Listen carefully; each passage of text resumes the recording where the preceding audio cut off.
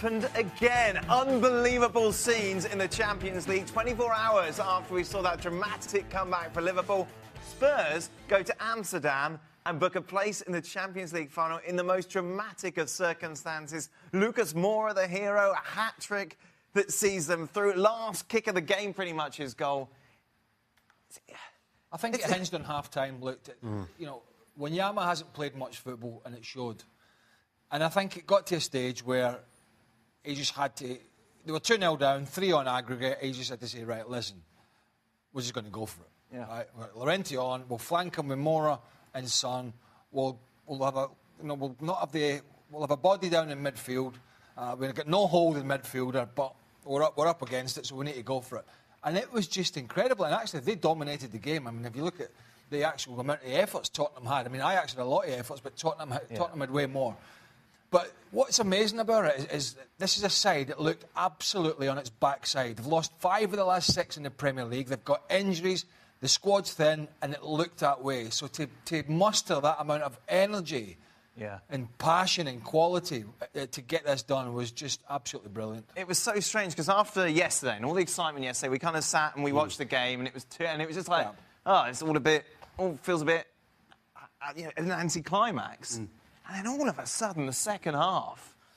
This game, in some ways, although there wasn't as many goals in the first leg, this kind of mirrored the first leg. You know, the first half at Tottenham, they got completely outplayed, and they were trying to play a tactical game. They realised that really, at the end of the day, all they had to do was show some blood and guts, and that's what they did. But they didn't get the goals, and they did the same in this game. Completely outplayed, and then all of a sudden you go, right, forget the tactics. This is about heart and soul and guts. We'll play 3 in the middle. We'll get the ball forward when we can and just get after it. And, of course, another miracle. Like we've also been fairly critical of Llorente in the past, and with good reason. But I thought he was outstanding for what he did and what he contributed in the second half. Yes, the change was forced, but it allowed Spurs to get the ball up quickly. He held the ball up really well. We knew that Son, with his pace, would have an impact, but all it saved is a little bit of a diversion for Lucas Moura, who arrived late with pace and with quality every single time.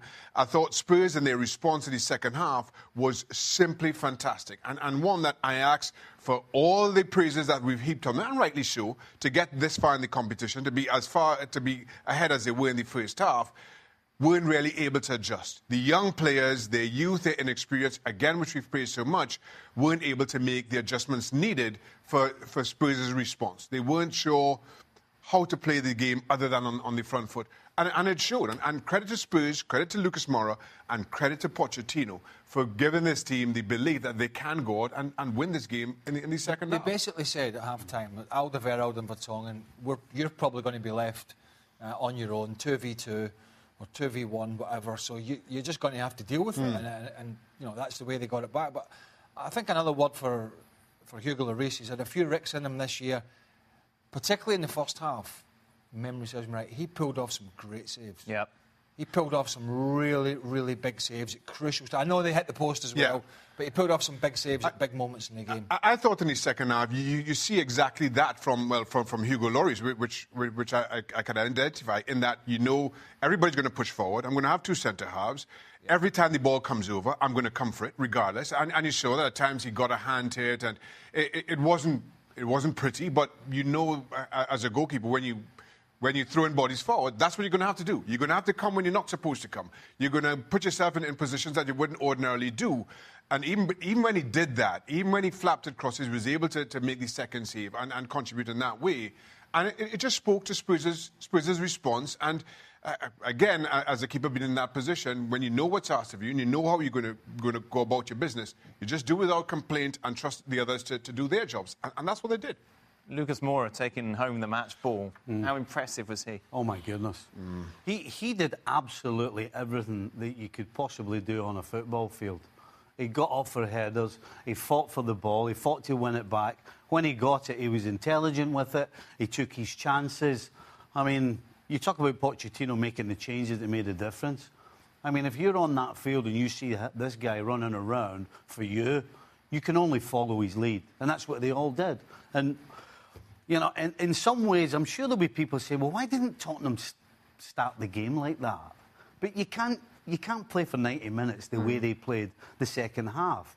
You know, Dele Alli, the amount of runs he made in the second half to get up late and join in with Llorente, and then the work that we're talking about, Lucas, you're talking about the same thing we saw on. You know, you can't expect teams to do that for 90 minutes. So they made the adjustment at the right time because for 45, they showed they can do it for 45. I have no problem with Spurs approaching or starting the game a little bit cautiously. You're only 1-0 down. So you're really only looking for one goal. And what you don't want to do is concede early on and have the opposition on the front foot and have it all to play for. But you concede rather sloppily from a set piece, then you concede a second, and now you just have to throw all caution to the wind. So as much as you could sit back in hindsight and say, well, Spurs should have started this way, the sensible thing was to start as they did. You just don't factor in conceding no coach as you have. No coach would have started the first half of the way. Lucas Moura probably doesn't play if Harry Kane's fit. He's usually been the one to miss out, and Son plays and they work off him. In some ways, and I'm not for 1 minute suggesting they're a better side without Harry Kane, who's a fantastic striker. But certainly the dynamic of the team has changed because previously they had runners going off Harry Kane, be it Dele Alli or Son coming from wide. And now through injury and some personnel changes, they've had to go with two quick players through the middle, which was Son and Moura, which for a lot of the period's been a big threat for them, particularly with balls in behind. It got to a stage tonight where they had to get an extra body in there and Llorente to work off him, and I agree with Shaq. I thought he did a great job for what he is, and it's a great option to have. But, you know, I thought just the dynamic of how they've been able to approach the games without Kane, with the personnel, has changed. And we all know Moura had quality, but it's been subdued a little bit because of lack of continuity in terms of game time. But we saw the best of him tonight. Well, what was incredible with comparisons to last night, obviously it was kind of done and dusted. There wasn't the late drama that we saw here, because at 2-2, we saw Ajax hit the post. We thought maybe just Spurs are just going to fall a little short. We'd be talking here, brave performance in the second half. You know, they almost got it over the line. But then to score in the manner that Lucas did, just with so late on in the 96th minute. It's pure desire.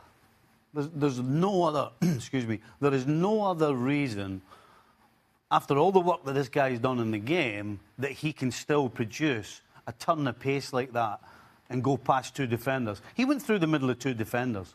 And for the work he did in the game, to still have that desire to put himself forward and make that run, and then to have the composure at the end to finish it, I mean, that is world class. But the first of what one you talking about? The winner. The winner. I thought the first the winner. Turn of pace. It was. But how he got onto the one that Dele Alli reversed? Did he reverse it? No, he didn't. No. Dele Alli did. I don't know how Lucas Moura... Well, he got onto it because he was so quick.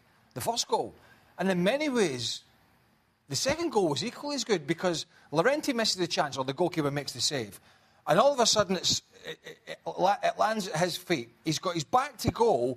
There's at least 5 Ajax players all around him. He managed to wiggle it, and I think in the end he nutmegged De Ligt. Yeah. I don't think he tried to do it, but he squeezed it through the legs of De Ligt into the corner. I mean, it just seemed it was meant to happen, but it seemed as if it wasn't going to happen because. And by the way, Ajax and I don't blame them, but their time wasting at the end as well was chalking on extra chances for Tottenham. Let's talk about Ajax. Was this just simply inexperience? Look, they've had lots of plaudits, and rightly so. And I think when Real Madrid, not so much so, because they've had a very poor season. But Juventus, when they look at how Tottenham just got at them, will say, why were we so subdued? Why did we not strangle the life out of these inexperienced players and just smother them? Because when Tottenham did that in the second half and took the shackles off and took the gloves off, they just couldn't handle it. They just couldn't handle it, and it is a learning curve for them, but it's a big one. They didn't know what to do. They had no idea. They had absolutely no idea.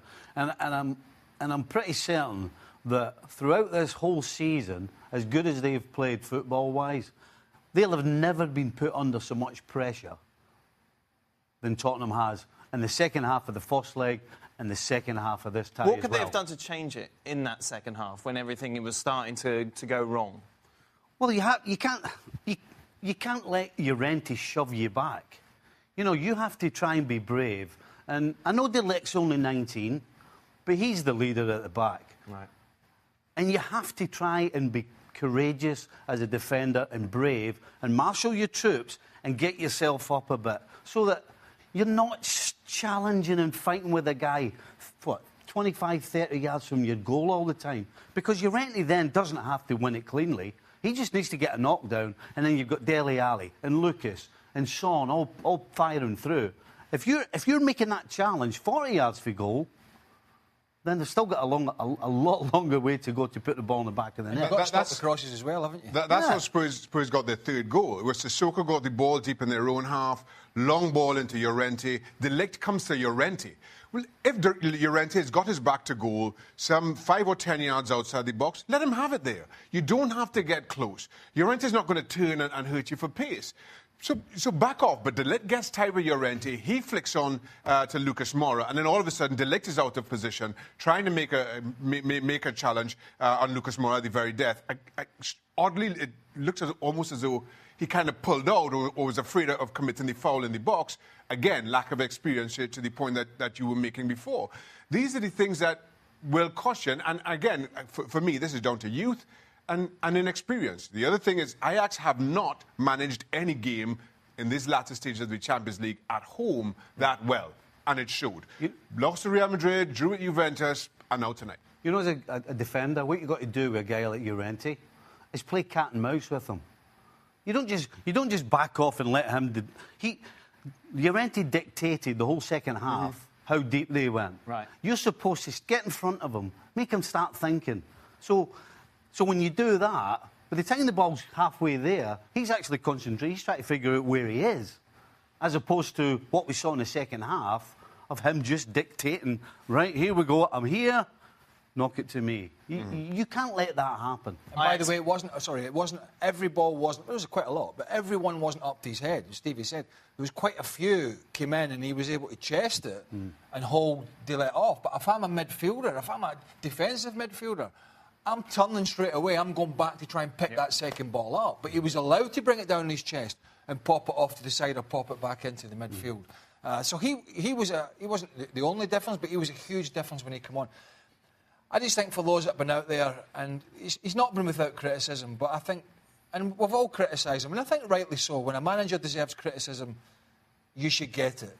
You shouldn't be like, on this, roll the red carpet out. However, when you win or lose, when you look at what this guy has done, with no signings in the summer, with a budget that's 50% of all the top clubs in England, certainly the other top 5 that he's vying and fighting for, what he's done with this team, the way they play, the way he plays, the results they've got, OK, they're not in the title race, but to take them to a Champions League final. Yeah. I know Ajax haven't got the biggest budget either, but I'm comparing them with the other English teams to say, you know, with people with much more money to say, what a job this fella has done. Unbelievable. And what was interesting, Pochettino was the most emotional out of everyone pretty much at the final whistle, in tears on the pitch in the post-game interview as well. You know, it's similar to what we saw Klopp yesterday. You can tell the players love to play for him. Right. But you know the reason he's in tears? The players are lucky. As a player, you're lucky because you're on the field. You're running around. You're using that energy. You're trying to do something about it. When you're the guy sat on the bench, there's nothing you can do. Yeah. And Tottenham, particularly the season they've had, you talk about a roller coaster. I mean, that's the perfect example for Tottenham. And so, when that final whistle goes, everything he just goes. He's under so much personal pressure. You know, he's not under any pressure for his job, but it's within it. It's the pressure he puts on himself. And actually, the reason Tottenham are in the final is because he makes the players responsible, and he makes them feel responsible, and they carry that around as well. So as soon as that whistle goes, you're feeling a guy who has sat through torture for 180 minutes, including the first game.